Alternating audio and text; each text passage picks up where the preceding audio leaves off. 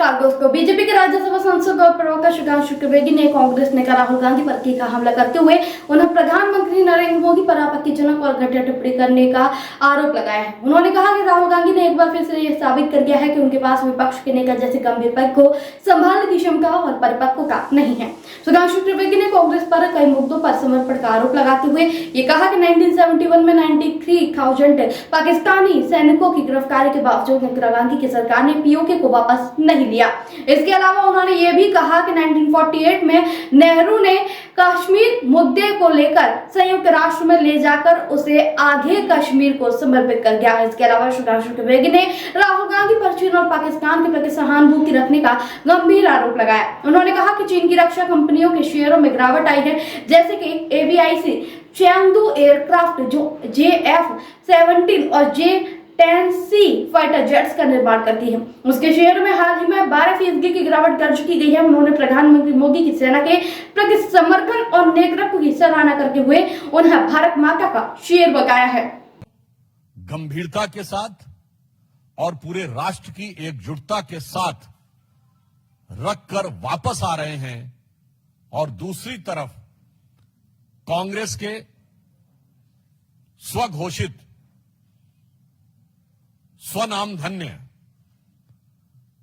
सर्वकालीन सर्वोच्च नेता और नेता प्रतिपक्ष राहुल गांधी जी निहायत ही ओछी स्तरहीन बातें कर कर यह विश्व को बता रहे हैं कि नेता प्रतिपक्ष का पद पाने के बाद भी उनके अंदर गंभीरता और नेता प्रतिपक्ष की परिपक्वता का घोर अभाव है।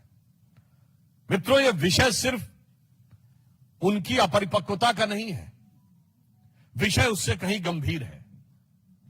राहुल गांधी जी ने जिस प्रकार से हमारी सेना के द्वारा दिखाए गए अप्रतिम शौर्य और सेना के अधिकारियों द्वारा, जिसमें director general military operation, director general air operation, director general navy operations थे, उन्होंने जिस तरीके से ऑपरेशन सिंदूर की सफलता का विवरण दिया है, उसको सरेंडर से तुलना करना यह दर्शाता है कि यह मानसिकता कितनी रोगी और कितनी खतरनाक हो चुकी है।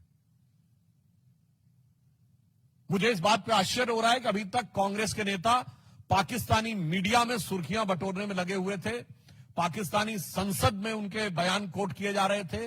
राहुल गांधी जी का नाम तो और बयान तो भारत के विरुद्ध पाकिस्तान अपने डोजियर में यूज कर चुका है, परंतु पहली बार राहुल गांधी जी ने ऐसा बयान दिया है जो पाकिस्तान के सेना प्रमुख ने भी नहीं बोला, पाकिस्तान के किसी आतंकी संगठन ने भी नहीं बोला, मौलाना मसूद अजहर ने भी नहीं बोला और हाफिज सईद ने भी नहीं बोला। इसमें से किसी ने यह शब्द नहीं बोला है कि भारत ने सरेंडर किया है, बल्कि उन लोगों ने अपनी अपनी तकलीफों का इजहार गाहे बगाहे किया है।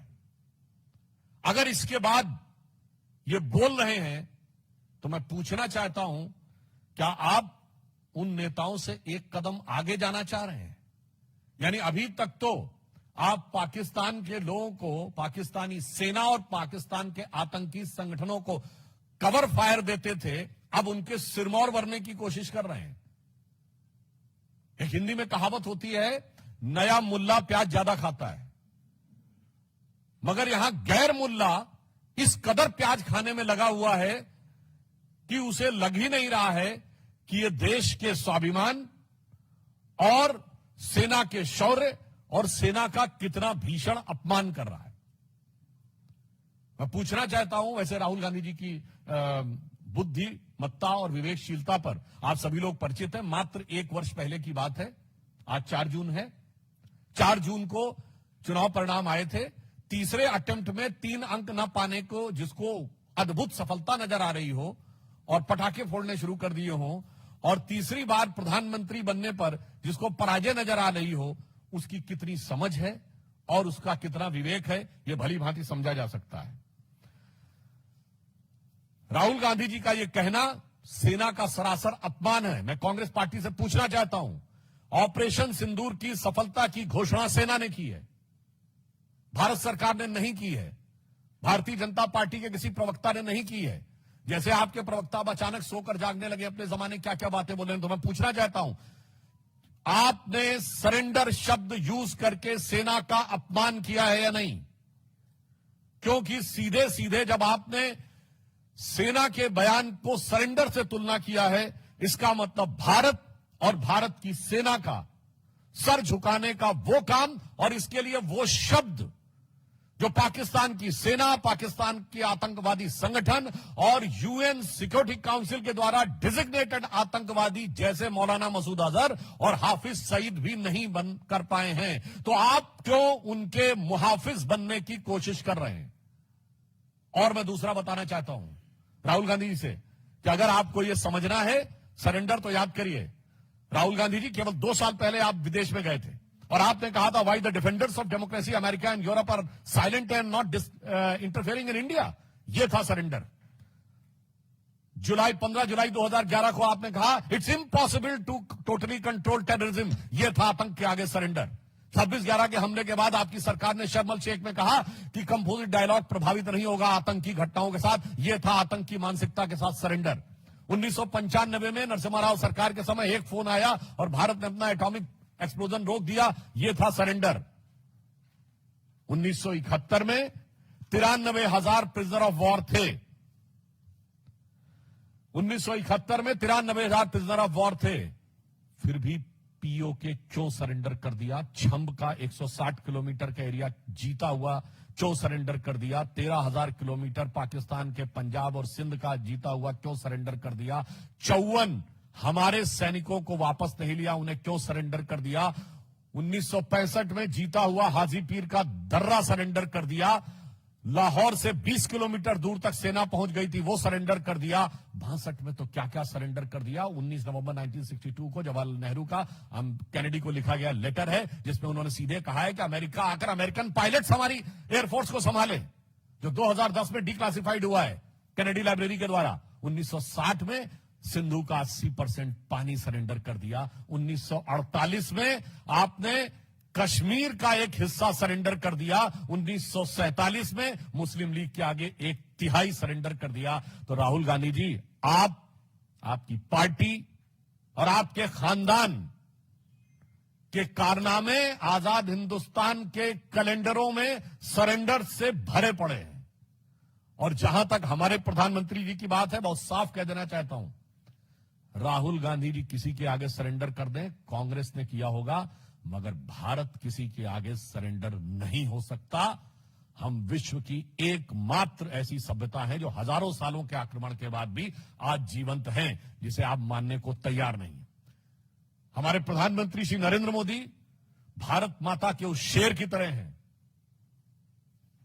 आपको पता होगा, एक संस्कृत का वाक्य है, नाभिषेको न संस्कारो सिंहस्य क्रियते मृगा विक्रमार्जित राजस्य स्वयं मृगेंद्रता।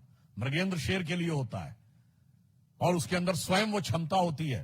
तो हमारे प्रधानमंत्री श्री नरेंद्र मोदी जी भारत मां के शेर अर्थात हमारे नरेंद्र भारत मां के मृगेंद्र हैं। और आपके खानदान के सरेंडर आजाद हिंदुस्तान के कैलेंडर में भरे पड़े हैं। इसीलिए मैं राहुल गांधी जी के लिए यह पंक्ति कहकर समाप्त करना चाहता हूं कि आदतन, फितरतन, शरारतन, व्याकुलता के कारण या कुटिलता के कारण आप प्रधानमंत्री के खिलाफ बोलिए, भारत सरकार के खिलाफ बोलिए, भारतीय जनता पार्टी के खिलाफ बोलिए, हमें बर्दाश्त है। पर भारत के स्वाभिमान और भारत की सेना के लेकर आप झूठ बोलेंगे तो यह कतई बर्दाश्त नहीं है। तो इसे सिर्फ एक पंक्ति कहूंगा कि वो पैरवी तो झूठ की करता चला गया, वो पैरवी तो झूठ की करता चला गया, बस उसका चेहरा उतरता चला गया। धन्यवाद। मित्रों, प्रश्न आमंत्रित हैं मोहित Bhatt.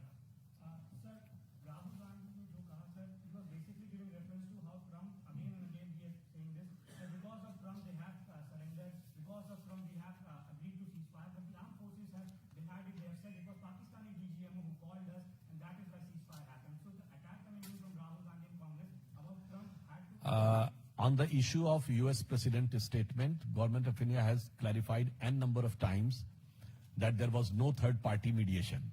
And if they want to believe that whatever the US President was saying, it is correct, then in that he has also mentioned the nuclear conflict.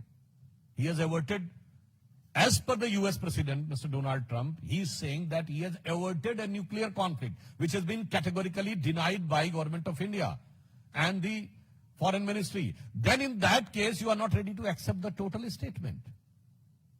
And I would also like to remind, during the run-up for the presidential election, there is a video available of President Trump in which he was saying that he once talked to Prime Minister Modi and he's saying that one country is annoying you or irritating you too much, and he said, you can guess which country is. And I can ask them to stop those things. Then it is the statement of Donald Trump when he was running for presidentialship. Then Modi ji said, no, we have taught them lessons several times. I will do it, I will do it, I will do it. वैसे राहुल गांधी जी को चूंकि जब वो लोकतंत्र की रक्षा के लिए भी विदेश में जाके अमेरिका से गुहार लगा चुके हैं, तो उन्हें ये ज्यादा नजर आता होगा। इस कारण से इस संभावना से इनकार नहीं किया सकता। वैसे ऑन द लाइटर नोट मैं कहना चाहूंगा, अमेरिका के राष्ट्रपति ने 31 मई को एक और ट्वीट किया है जिसमें उन्होंने कहा है कि Joe Biden was killed in 2020 और जो 4 साल तक अमेरिका के राष्ट्रपति थे, he was a robot clone. तो मुझे लगता है कि कितना भरोसा, बल्कि मैं अमेरिकी सरकार से भी पूछना चाहता हूं कि भाई ये बयान उन्होंने अपने ऑफिशियल जो ट्रूथ करके उनका एक सोशल मीडिया है उस पर दिया है, तो राहुल गांधी इस पे भरोसा करते हैं नहीं? मुझे लगता है इस पे बता दे तो बेटर रहेगा। वैसे इस तरह के बयान देकर मैं एक बात कहना चाहता हूं, पाकिस्तान के प्रधानमंत्री शहबाज शरीफ का रिकॉर्डेड वीडियो अवेलेबल है जिसमें वो कह रहे हैं 9-10 अगस्त की दरमियानी रात को 2:30 बजे मेरे जनरल आसिफ मुनीर ने मुझे जगा कर ये कहा कि वजीर आजम साहब, पाकिस्तान के कई एयर बेसेस के ऊपर अटैक हो गया है और नूर खान एयर बेस पर भी मिसाइल गिरी है। ये आसिम मुनीर और शहबाज शरीफ दोनों का कबूलनामा है। फिर वो अजरबैजान में भी जाके बोले कि हम तो फजर की नमाज का इंतजार कर रहे थे कि 4:30 के बाद अटैक करेंगे, उससे पहले इंडिया ने अटैक कर दिया रात्रि के तीसरे पहर में ही। तो मैं पूछना चाहता हूं राहुल गांधी जी से कि शहबाज शरीफ और आसिम मुनीर के इकबालिया बयान के बाद भी अगर आपको समझ में नहीं आ रहा है तो आपको इस प्रकार सुधांशु त्रिवेदी ने राहुल गांधी और कांग्रेस पार्टी पर राष्ट्रीय सुरक्षा और विदेश नीति के मुद्दों पर गंभीर आरोप लगाए जो वर्तमान राजनीति परिदृश्य में चर्चा का विषय बना हुआ है। आपकी राय हमें कमेंट में जरूर बताएं। ऐसे ही लेटेस्ट अपडेट के लिए हमारे चैनल रॉयल बुलेटिन को लाइक, शेयर और सब्सक्राइब करना न भूलें।